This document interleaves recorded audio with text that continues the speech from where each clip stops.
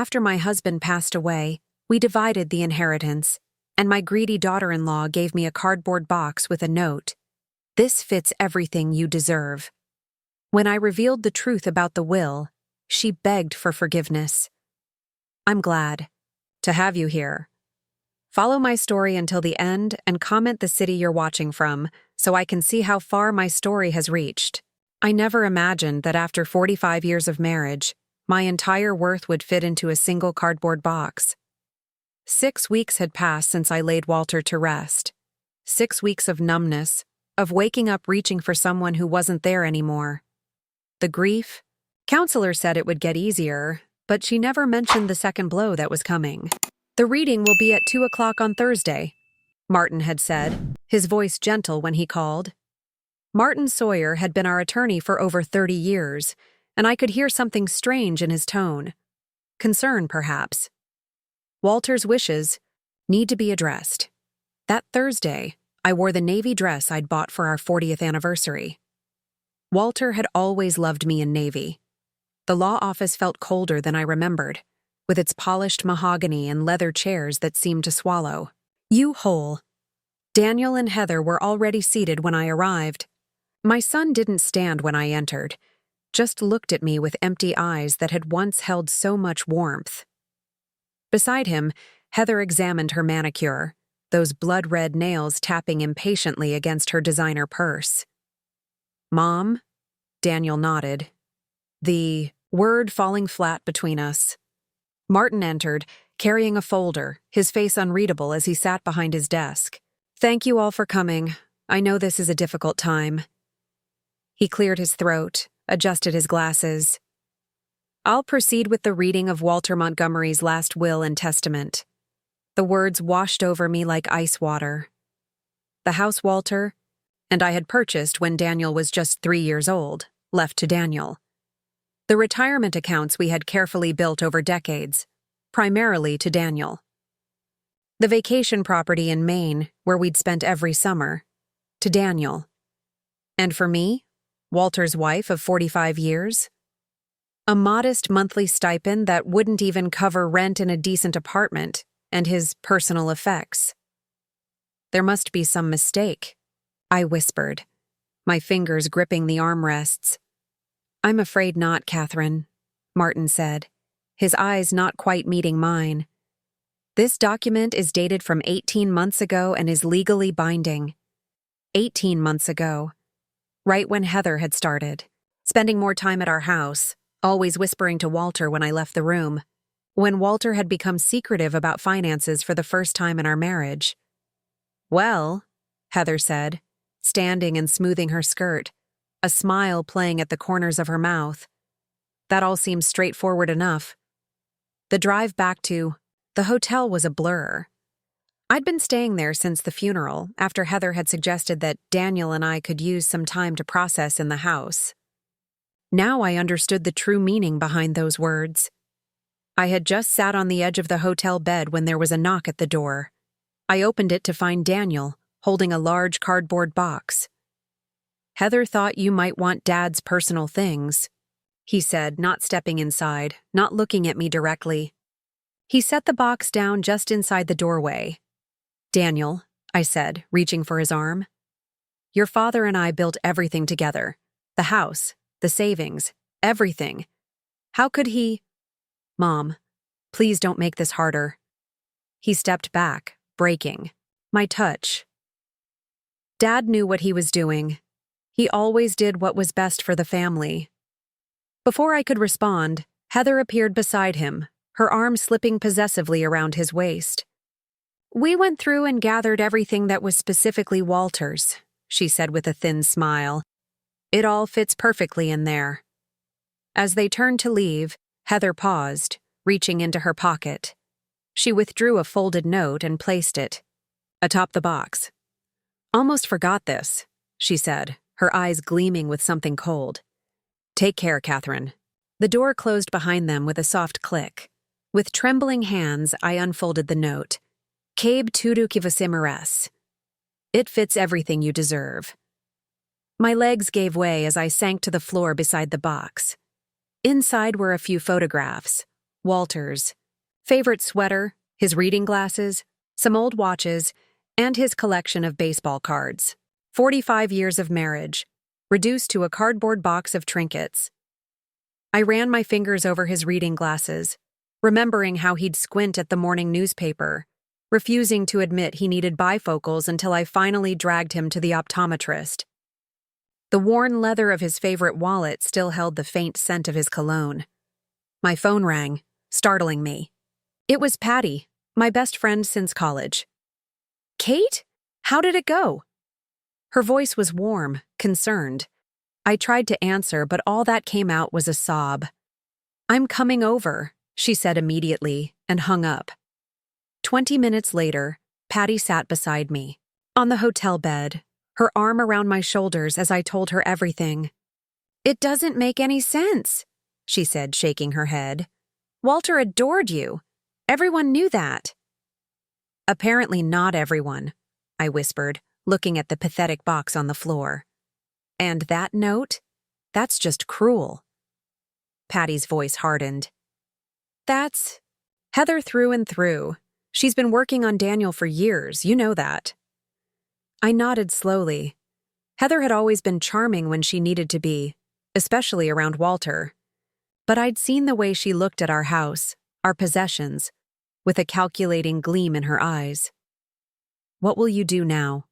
Patty asked gently. I stared at the cardboard box, this container that supposedly held everything I deserved after a lifetime, with Walter. "I don't know," I admitted, my voice barely audible. For the first time in my life, I truly don't know. What I didn't say was that something felt wrong, deeply wrong. Walter had always been meticulous about our finances. Always talking about making sure I was taken care of if anything happened to him. The will Martin read today didn't sound like my husband at all. As the evening shadows lengthened across the hotel room, I sat with the remnants of my marriage in a cardboard box, wondering how the man who had held my hand through cancer celebrated every milestone and whispered "I love you" every night for 45 years could have left me with so little. Not just financially, but with this profound feeling that everything I believed about our life together might have been a lie. The morning light filtered through Patty's kitchen curtains as I sat at her breakfast table, staring into a cup of coffee. I couldn't bring myself to drink. It had been 3 days since the reading of Walter's will, and I was still wearing the same clothing I'd worn to the hotel. Patty had practically forced me into her car yesterday, refusing to let me wither away in that depressing room.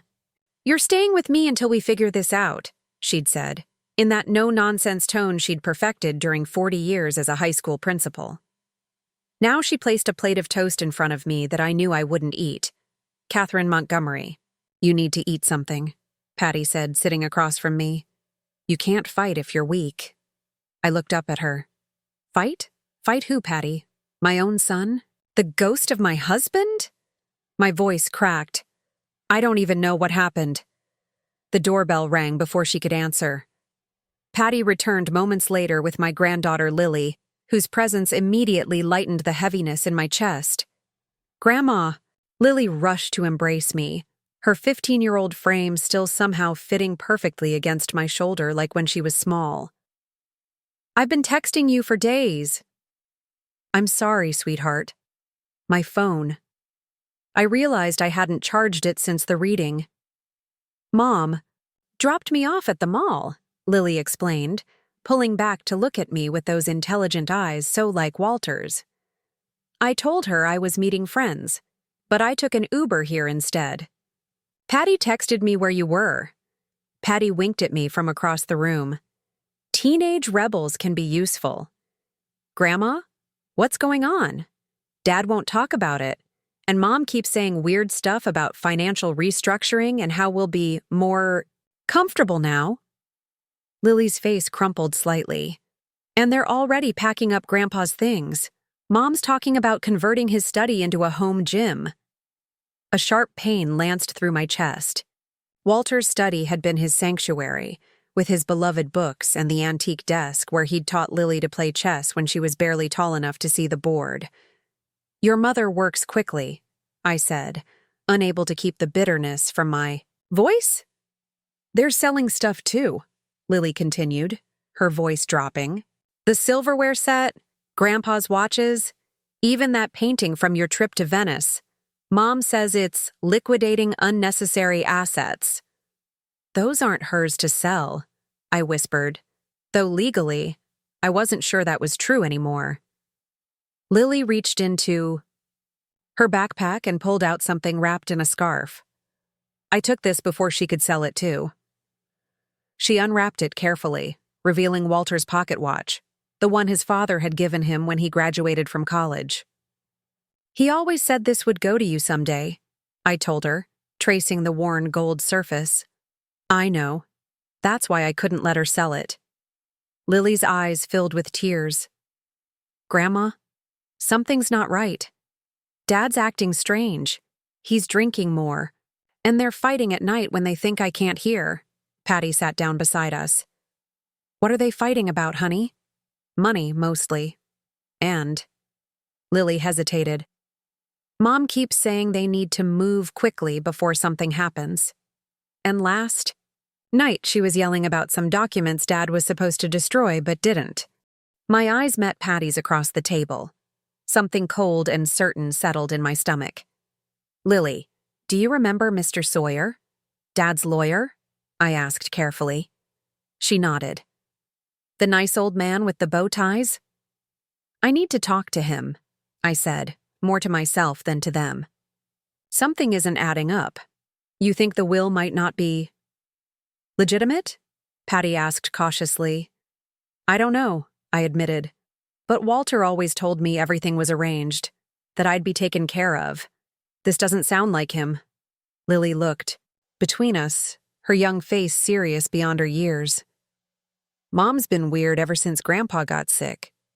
She was always going into his study when he was taking his medication, saying she was helping with his affairs." A knock at the door interrupted us. Patty went to answer it, returning with Martin Sawyer, looking grave in his tweed jacket and perfectly knotted bow tie. "Katherine?" he said, removing his hat. "I'm glad I found you. I've been calling." "My phone." I gestured vaguely. "I understand." He nodded to Lily, then looked at me with an intensity that made my heart race. "I need to speak with you privately. Anything you need to say, you can say in front of Patty and Lily," I replied, reaching for my granddaughter's hand. Martin set his briefcase on the table and sat down.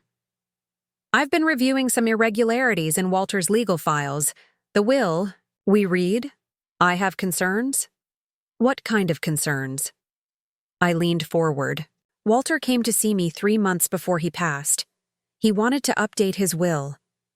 Martin removed his glasses, polishing them with a handkerchief. "I drafted the new document myself, but then I went on vacation for 2 weeks. When I returned, Walter told me everything was handled. I assumed he meant he'd signed the will in my absence, perhaps with another attorney present." "But?" I prompted, feeling a flutter of something that might have been hope. "The will we read last week wasn't the one I drafted. The format, the language, it's different." He looked at me gravely. "I've been going through my records, and I found notes from my meeting with Walter. His instructions were very specific. About providing for you, Katherine. Very specific indeed." My hands trembled as I digested this information. "Are you saying the will might be fraudulent?" Martin chose his words carefully. "I'm saying there are serious questions that need to be investigated. Unfortunately, proving fraud is complicated, especially when it involves family members." "Mom took a lot of papers from Grandpa's study right after he died," Lily interjected. "She put them in her closet safe." Martin's eyebrows rose. "That's very interesting." "What do we do?" I asked, feeling overwhelmed. "For now, we investigate." "Quietly," Martin advised. "If there was a legitimate, more recent will, we need to find it. And if there was tampering." He left the sentence unfinished. After Martin left, I sat staring at the cardboard box of Walter's belongings that I'd brought to Patty's. It still contained everything Heather thought I deserved, a collection of trinkets and memories. But now, looking at Walter's reading glasses and worn wallet, I wondered if they contained something else too. The truth about what really happened in those final months. For the first time since the funeral, I felt a spark of something beyond grief. Determination. If Heather thought Walter's death would be her opportunity to take everything we'd built, she'd severely underestimated the woman who had stood by his side for 45 years. I picked up the pocket watch Lily had rescued, feeling its familiar weight in my palm. Walter always said that time revealed all truths eventually. Perhaps he was right. I'm not going to let them erase you, Walter, I whispered to the empty room. And I'm certainly not going to let them erase me. The next 2 weeks unfolded with painful slowness as I settled into an uneasy routine at Patty's apartment. Each morning I'd wake up disoriented, momentarily forgetting Walter was gone, then remembering everything at once. The funeral, the will, the cardboard box, the betrayal. Martin was investigating the will situation with careful discretion. The legal approach needs to be delicate, he'd explained. If we make accusations we can't prove, it could backfire terribly. Meanwhile, Lily had become my eyes and ears in the family home, texting me discreetly about Heather's activities. The messages tightened the knot in my stomach. Mom sold Grandpa's golf clubs today. Dad looked like he wanted to say something but didn't. They're repainting the living room. That shade of blue you and Grandpa picked is gone. Mom's talking about renovating the master bedroom. Says she wants to cleanse the energy. Each update felt like another erasure of the life Walter and I had built. 45 years of marriage, being systematically dismantled in a matter of weeks. On Friday afternoon, my phone rang with an unfamiliar number. Mrs. Montgomery? This is Angela Forrester from the accounting firm. I sat up straighter. Angela had been Walter's assistant at the accounting firm where he'd worked until his retirement 5 years ago. Angela, it's good to hear from you. I've been meaning to call since the funeral, she said, her voice hesitant. I'm not sure if this is important, but something's been bothering me. What is it? I asked, my heart quickening. About 4 months before Mr. Montgomery passed, he came into the office. He wanted to access some of his old files, said he needed to review some financial documentation for estate planning. That sounds like Walter, I said, smiling despite myself. Always meticulous. Yes, well, Angela continued. He seemed worried. Not his usual self. He asked me to make copies of certain documents and had me notarize a statement.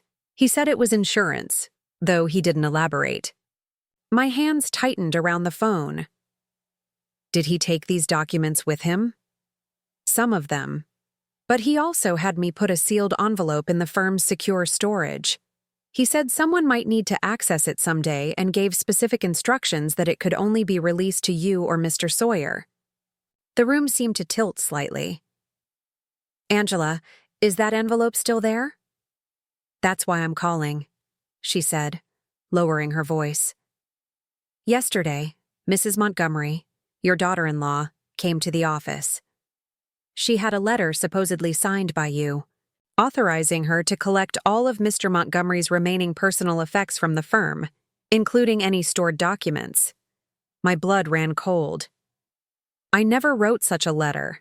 Angela's voice grew even quieter. I didn't think so. The signature looked off. And Mr. Montgomery's instructions were very clear about who could access that envelope. I told her I needed to verify with management before releasing anything. Thank you, I breathed. Angela, that envelope could be extremely important. I thought it might be. That's why I'm calling from my personal phone, not the office line. She paused. Mrs. Montgomery, I don't want to overstep, but Mr. Montgomery was always very kind to me. If someone is trying to go against his wishes. They are, I said firmly, and I intend to stop them. After ending the call, I immediately phoned Martin. He agreed to visit the accounting firm first thing Monday morning to secure whatever Walter had left there. That evening, I sat on Patty's balcony, watching the sunset paint the sky in shades of gold and pink. For the first time since Walter's death, I felt something beyond grief, a quiet anger simmering beneath the surface, and with it, clarity. Heather hadn't just manipulated the will. She was systematically erasing every trace of me from the life Walter and I had built together, selling our possessions, redecorating our home, trying to access Walter's private documents, all while Daniel watched in complicit silence. I thought back to when Daniel first brought Heather home 8 years ago. She'd been charming, attentive, asking questions about family heirlooms and complimenting our home. Walter had been reserved in his judgment. "Something about her feels calculated," he'd said, but I'd dismissed his concerns as overprotectiveness. Over the years, her influence over Daniel had grown. My once thoughtful son became increasingly distant, canceling family dinners last minute, forgetting birthdays, making excuses why they couldn't visit. Heather always blamed work pressure or Lily's busy schedule, but her satisfied smile told a different story. Walter had noticed the change too.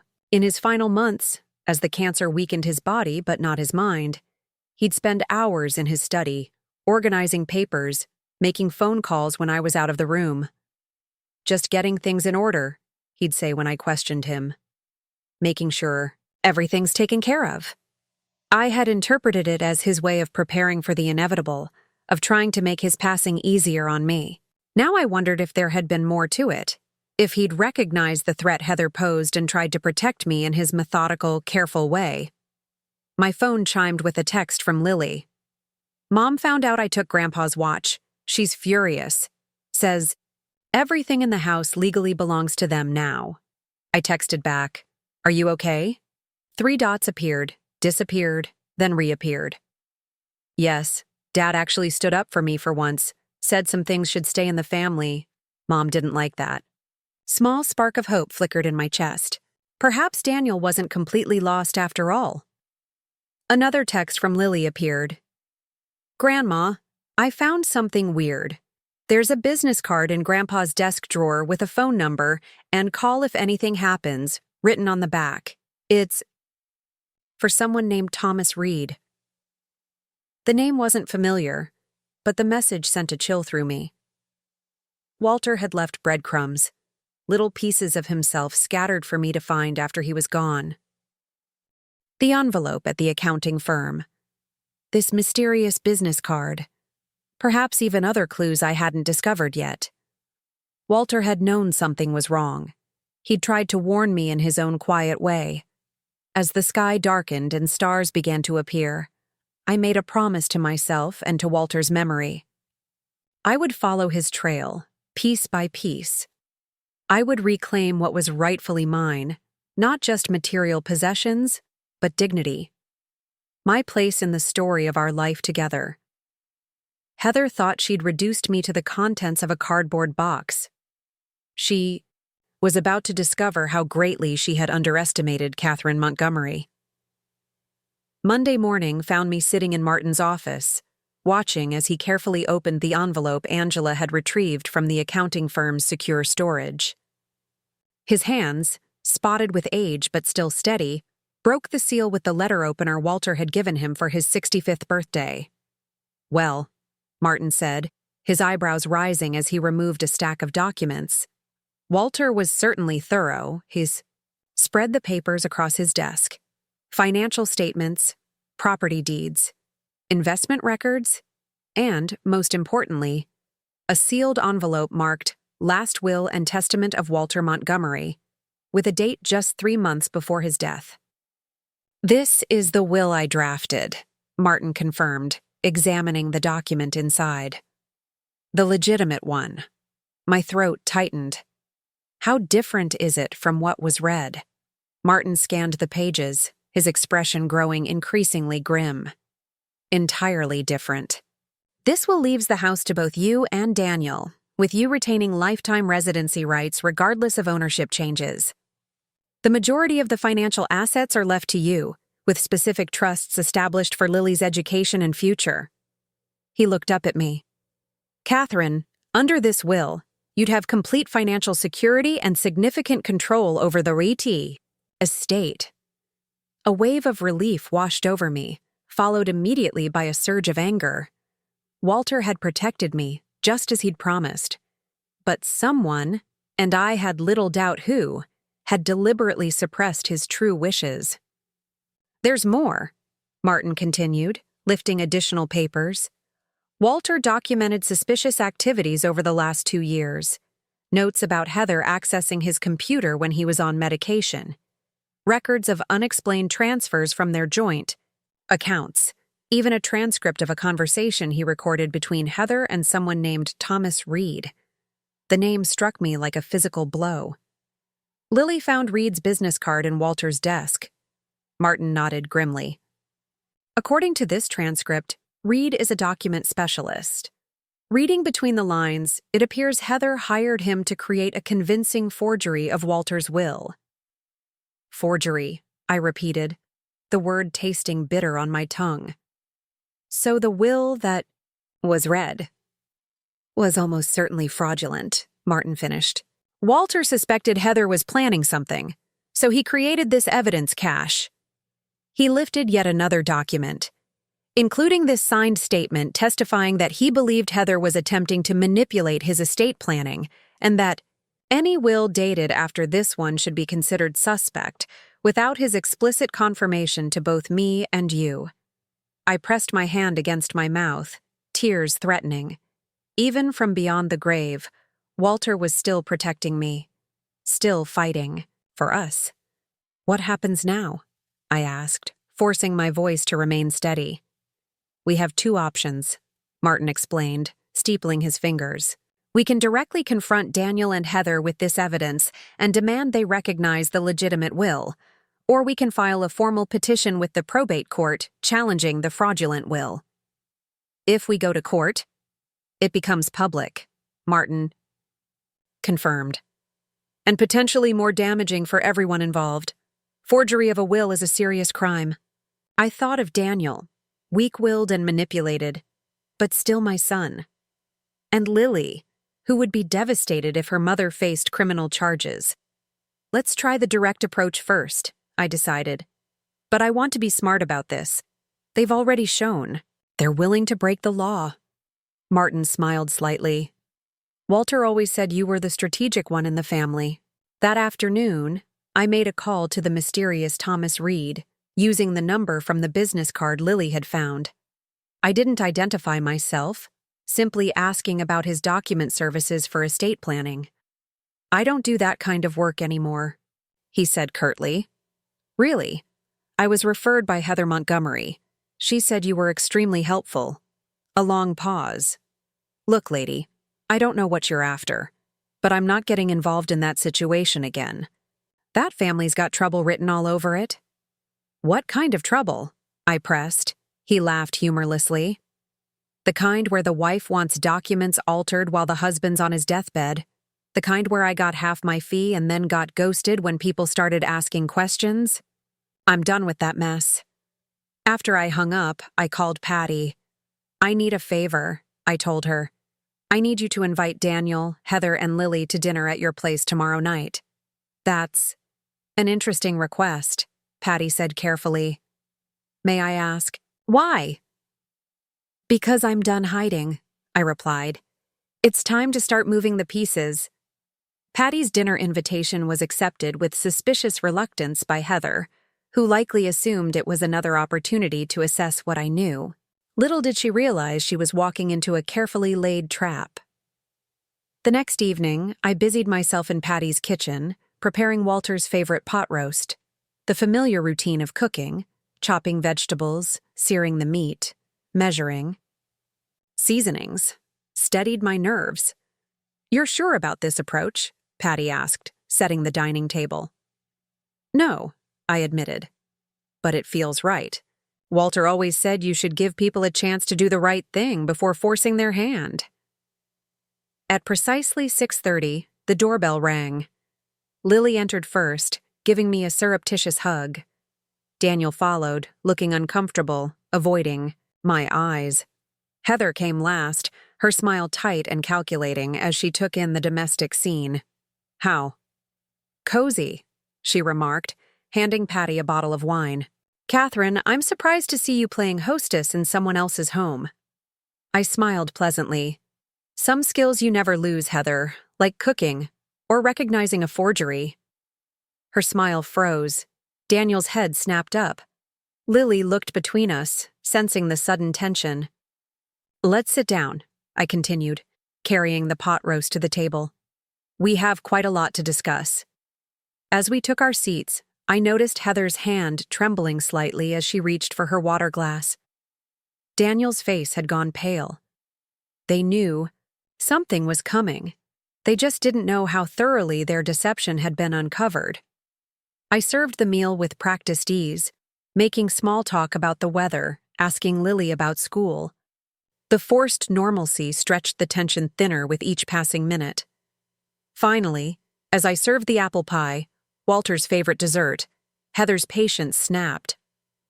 "What is this about, Katherine? This little performance of yours?" I sat down, the pie server, and looked directly into her eyes.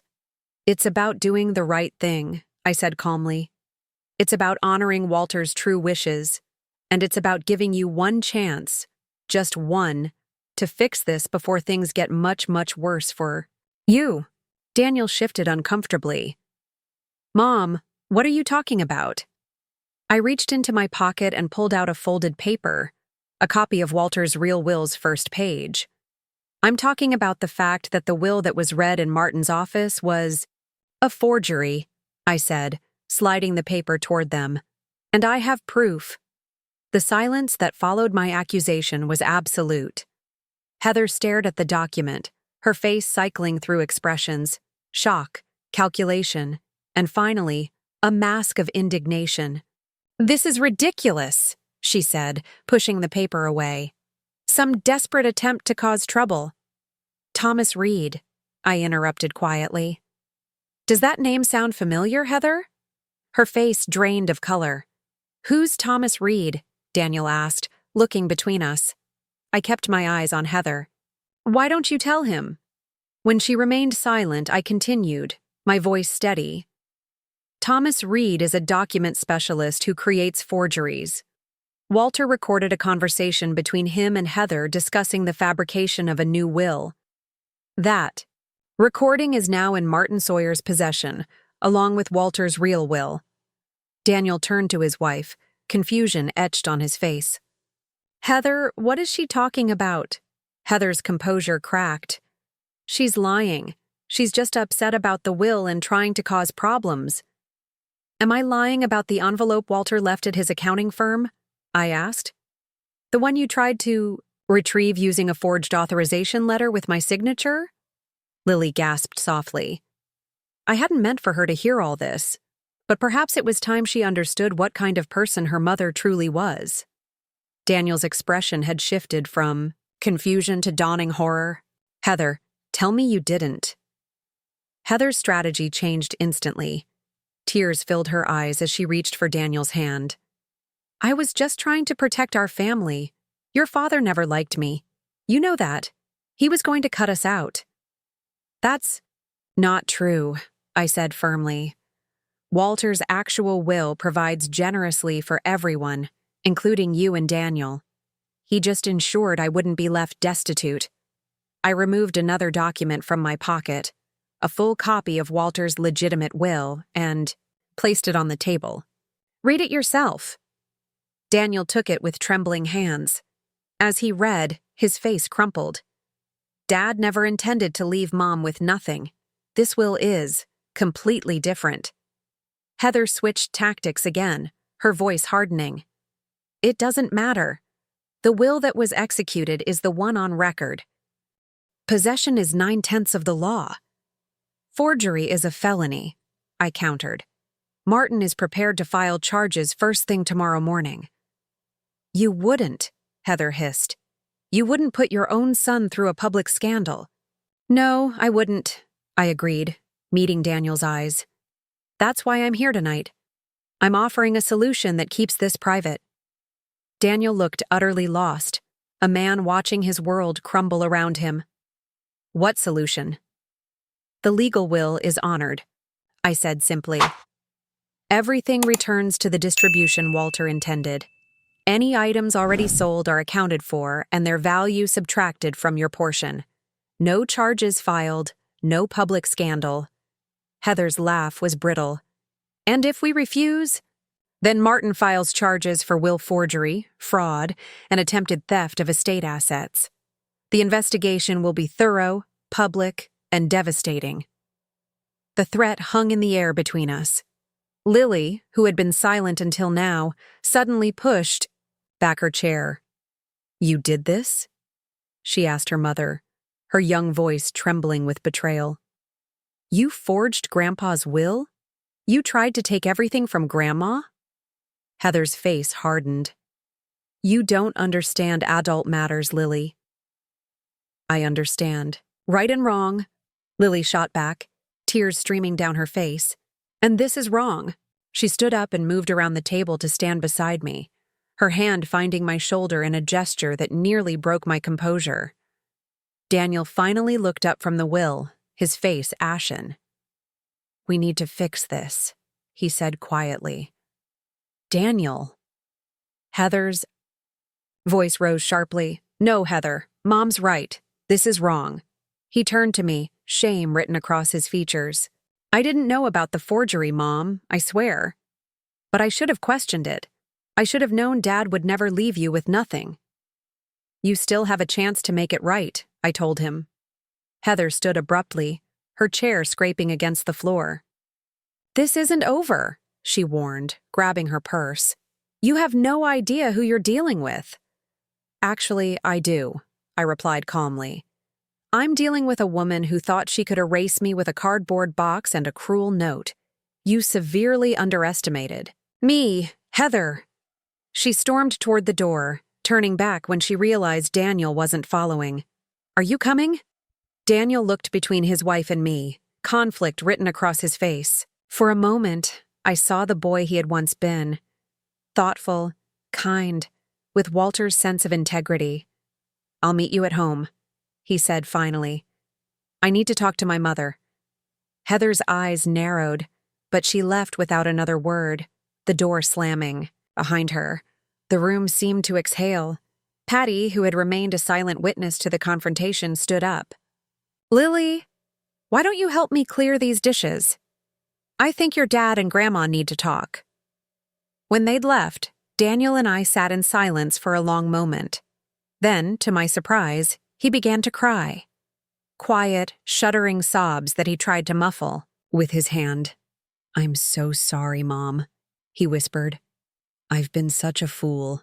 I moved around the table and did what mothers have done since time immemorial. I held my child while he cried. I knew something wasn't right, he continued, struggling to compose himself. The will didn't sound like Dad. But Heather was so insistent, and I let myself believe it because it was easier.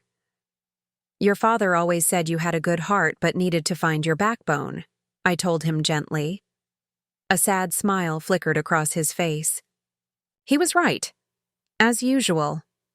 What will you do now? I asked. Daniel's expression grew serious. First, we're going to honor Dad's real will. Everything goes back to how he wanted it.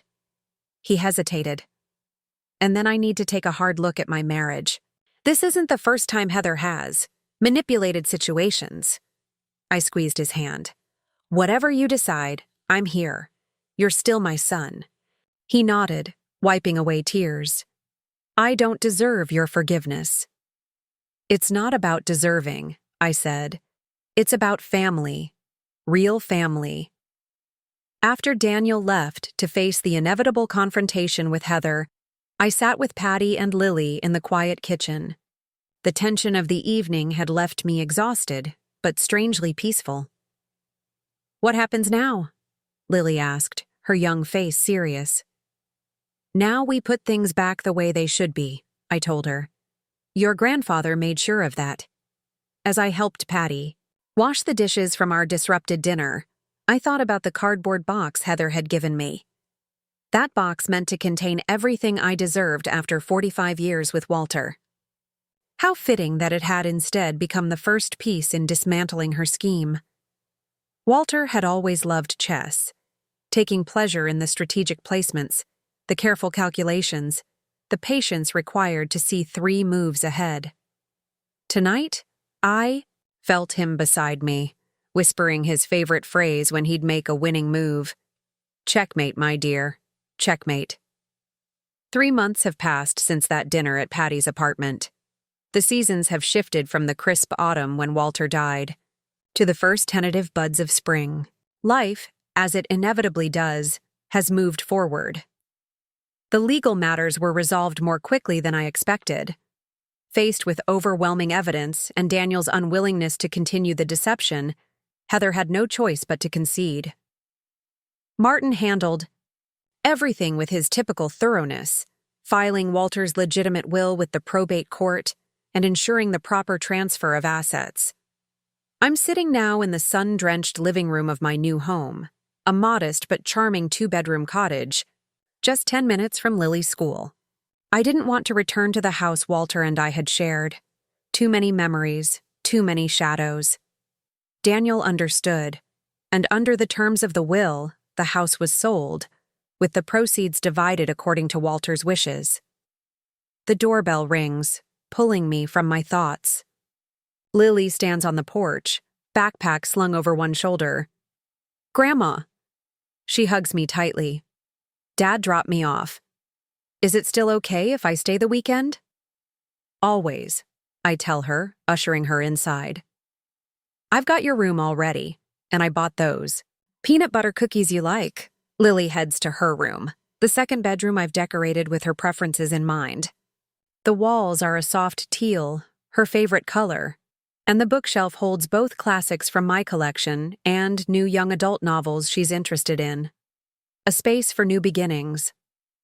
Watching her settle in, I marvel at her resilience. The past months haven't been easy for her.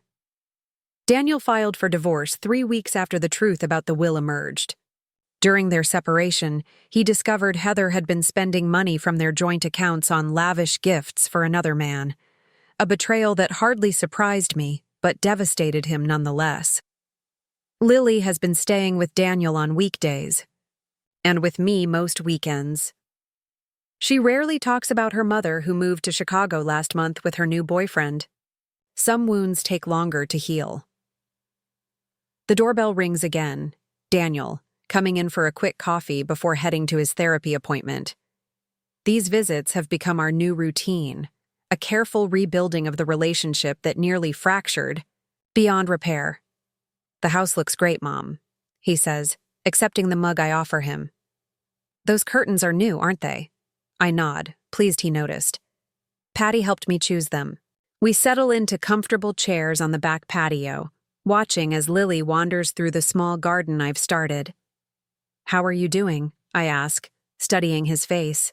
The shadows under his eyes have lessened, and he's gained back some of the weight he lost during those awful weeks when his marriage imploded.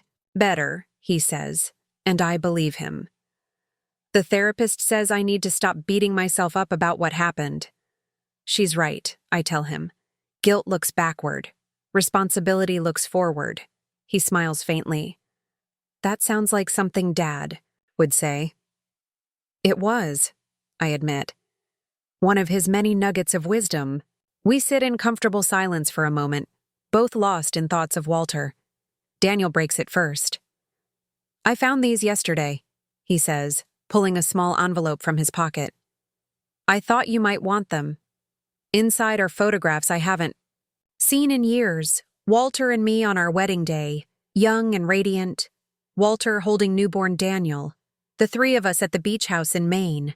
Walter teaching a toddler Lily to build a sandcastle. Where did you find these? I ask, tracing Walter's smiling face with my fingertip. They were in Dad's desk drawer at the house. Heather must have missed them when she was clearing things out. The hesitation in his voice tells me he's still struggling to talk about Heather's actions without anger. "Thank you," I say simply, holding the photos close. After Daniel leaves, I add the photographs to the memory book I've been compiling, not just for myself, but for Lily and any other grandchildren that might come along. Walter's story, our story, preserved in its truth and completeness. Later that evening, as Lily and I prepare dinner together, she asks the question I've been expecting. "Do you miss Grandpa a lot?" I pause, knife hovering over the carrots I'm chopping. "Every day," I tell her honestly. "But not in the same way as before. It's softer now." She nods, her young face serious. "I think he would like this house. And that you're okay now." "I think so too," I agree, marveling at her perception. That night, after Lily has gone to bed, I sit on my small front porch with a cup of tea, watching the neighborhood settle into evening stillness. My phone chimes with a text from Patty. "Book club tomorrow? New member joining us. Martin's friend Harold. He's a retired English professor and single. Just saying." I chuckle, shaking my head at my friend's transparent matchmaking. I'm not ready for that yet. May never be. Walter was my partner for 45 years. That kind of love leaves marks that don't easily fade. But I'm grateful for Patty's persistent belief in my future, for Daniel's efforts to rebuild what was broken, for Lily's resilient affection, for Martin's steadfast support through the legal battles, for the small community that has formed around me, ensuring I was never truly alone, even in my darkest moments. And I'm grateful, in a way that still surprises me, for Heather's cruelty, that cardboard box with its dismissive note. Without meaning to, she gave me exactly what I needed, the spark of indignation that burned away my paralysis and forced me to fight. My gaze drifts to the stars appearing in the darkening sky. Walter loved stargazing. On summer nights, he'd spread a blanket in our backyard and name the constellations for me, his voice quiet with wonder at their ancient light. "I see you in the stars," he'd told me once. Constant, bright, guiding me home.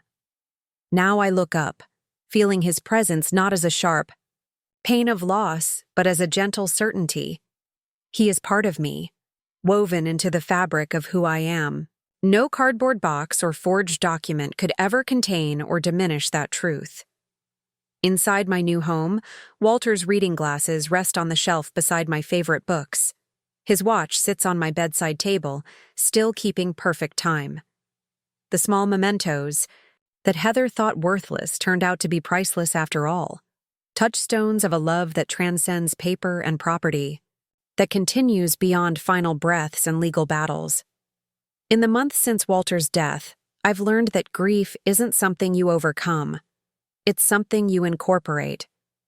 The pain becomes part of your landscape, less jagged with time, but always present. And strangely, there's comfort in that permanence, the understanding that what we've lost remains with us precisely because it mattered. Tomorrow, I'll wake up in this house that is solely mine. I'll have breakfast with my granddaughter. I'll work in my garden. I'll decline Patty's matchmaking efforts with kind but firm humor. I'll continue building this new life, piece by piece. The life Heather thought she could deny me. The life Walter trusted me to find.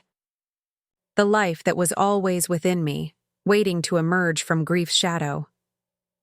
As darkness falls completely, I whisper to the stars, to Walter, to myself. I'm still here. I'm still whole.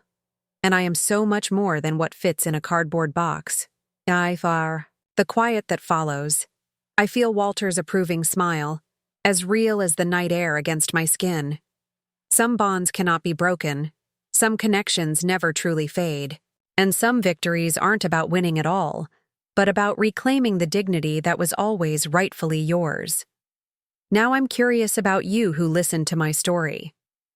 What would you do if you were in my place? Have you ever been through something similar? Comment below, and meanwhile, I'm leaving on the final screen 2 other stories that are channel favorites, and they will definitely surprise you. Thank you for watching until here.